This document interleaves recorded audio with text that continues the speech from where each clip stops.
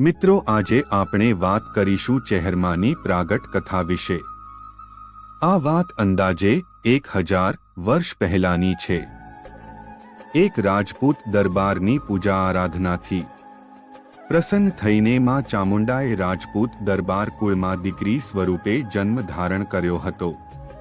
પાકિસ્તાન અને ગુજરાતની સરહદના હાલર અથવા હલાડી ગામમાં શેખાવતસિંહ રાઠોડને ત્યાં જ જગતજનની ચેહરમાં પ્રગટ્યા હતા। ચેહરમાના પ્રાગટ્ય પાછળ એક રાજપૂત દરબારની જગતજનની પરની અસીમ શ્રદ્ધા, સેવા અને સમર્પણની કથા જોડાયેલી છે। રાજપૂત દરબાર શેખાવતસિંહના લગ્નને અનેક વર્ષો વીતી ગયા હોવા છતાં પણ તેમના ઘરે શેર માટીની ખોટ હતી। આ ખોટને પૂરી કરવા તેમણે ખૂબ પ્રાર્થના કરી, પણ તેમની આ ખોટ પૂરી નહોતી થતી। એવામાં એક વાર તેમને કોઈ મહાત્માએ ચામુંડા માતાની પૂનમ ભરવાનું તથા આરાધના કરવાનું કહ્યું હતું। શેખાવતસિંહે નિયમિત રીતે પૂનમ ભરી અને દરરોજ ચામુંડામાની પૂજા આરાધના કરી। જેવી પૂનમ ભરવાનું પૂરું થયું કે માતાજીએ તેમને સપનામાં સંકેત આપ્યો। ચામુંડામાએ સ્વપ્નમાં આવીને આશીર્વાદ આપ્યા હતા કે તારા રાજદરબારમાં કેસુડાનું ઝાડ છે, ત્યાં મારું ઘોડિયું બંધાવજે, એ જગ્યાએ હું તને મળીશ। આ સાંભળીને રાજપૂત ખૂબ ખુશ થઈ ગયા। તેમણે માતાજીના આદેશ પ્રમાણે કર્યું અને થોડા સમય બાદ સપનાની વાત સાચી પડી। શેખાવતસિંહને ત્યાં 3 દીકરીઓનો જન્મ થયો, જેમાં એક હતા ગંગાબા, બીજા હતા સોનબા અને સ્વયંભૂ કેસુડાના ઝાડની નીચે મળ્યા હતા તે ત્રીજા ચેહુબા। ચેહરમાનું મૂળ નામ ચેહુબા હતું, જેમનું કેસરબા જેવું હુલામણું નામ પણ રાખવામાં આવ્યું હતું। 3 દીકરીઓ જોઈને રાજા રાણીના હરખનો પાર ન રહ્યો। ચેહરમા જે દિવસે પ્રગટ્યા એ મહાસુદ પાંચમ એટલે કે વસંત પંચમીનો શુભ દિવસ હતો। તેથી આ દિવસને માતાજીના પ્રાગટ્ય દિન તરીકે મનાવવામાં આવે છે। ચેહરબાઈ તો સાક્ષાત માતાજીનો જ અવતાર હતા, એટલે તેમના વ્યક્તિત્વનું ઓજસ તેજસ પણ નિરાળું હતું। આમ કરતા કરતા ચંદુબા 7-8 વર્ષના થયા। આ યેહુબા જુવાન થયા એટલે તેમના લગ્ન નગર તેરવાડા ગામમાં વાઘેલા પરિવરામાં કરાવ્યા। ચેહુબાના લગ્ન થયા કે તરત જ તેમના પતિનું મૃત્યુ થયું। ચેહુબાના પતિના મૃત્યુનું કારણ તેરવાડાના લોકો ચેહુબાને માનવા લાગ્યા, પણ લોકોને ખબર ન હતી કે આ સાક્ષાત ચામુંડાનું સ્વરૂપ છે। આમ થોડા સમય પછી તેરવાડા ગામમાં જૂનાગઢના સાધુનો આશ્રમ હતો। આ સાધુઓમાં જે મુખ્ય સાધુ હતું તેમનું નામ ઔગરધાથ ઓધડનાથ હતું, એટલે ચેહુબા રોજ આ સાધુની સેવા પૂજા કરવા જતા।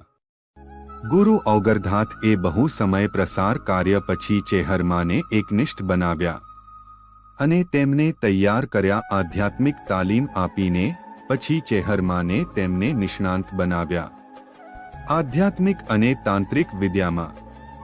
આમ કરતા કરતા તેરવાડાના લોકોને ખબર પડી કે ચંદુબા રાજપૂત થઈને સાધુની સેવા કરવા જાય છે। ચેહુબા રોજ આ સાધુની ભકિત કરતા, એટલે તેરવાડા ગામના લોકો ચેહુબા વિશે અલગમલકની વાતો કરવા માંડ્યા।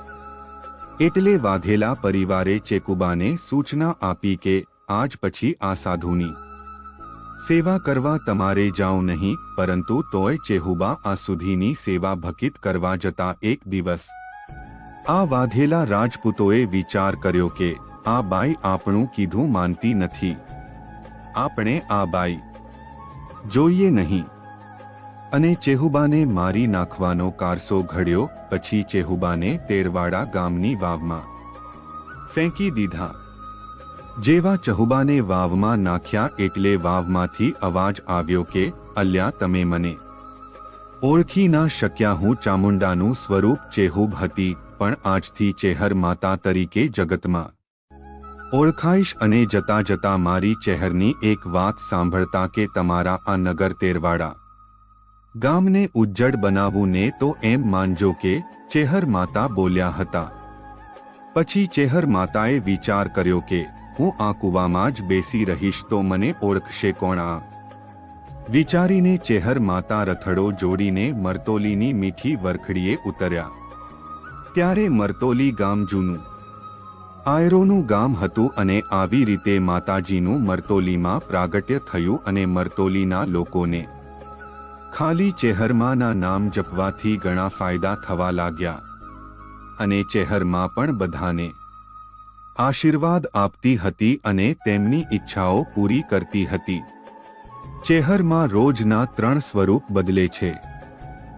ચેહરમાં તમને નાની છોકરી કે મોટી ઉંમરની સ્ત્રીના સ્વરૂપ માં જોવા મળશે. ચેહરમાં તેમના ભક્તોની બધી ઈચ્છા પૂરી કરે છે કે જે ભક્તો તેમને સાચા દિલથી પૂજા કરે છે અને જે ભક્તો તેમની માન્યતા પૂરી કરવા માટે કોઈ પણ પરીક્ષા આપવા તૈયાર હોય છે.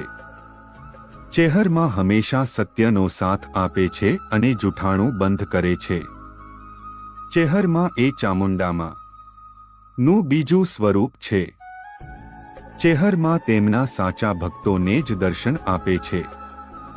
ચેહરમાં મંત્રમાં વધારે માને છે અને જો સાચા દિલથી મંત્ર જપો તો જે બેમાં જલ્દી મદદે આવે છે. ચેહરમાંનું બીજું નામ ભવાની પણ છે. સંસ્કૃતમાં ભાવ એટલે ભ્રમણાની દુનિયા અને ચેહર માં તેમના ભક્તોને બહાર કાઢે છે કે જે ભ્રમમાં ફસાયેલા હોય છે. ચેહરમાંનો અવતાર કેશુડાના ઝાડ નીચે થયેલ એટલે તે કેશર ભવાની માના નામે પણ પ્રખ્યાત છે. મિત્રો, વિડિયો ગમ્યો હોય તો વિડિયોને લાઈક અને ચેનલને સબસ્ક્રાઇબ જરૂર કરજો.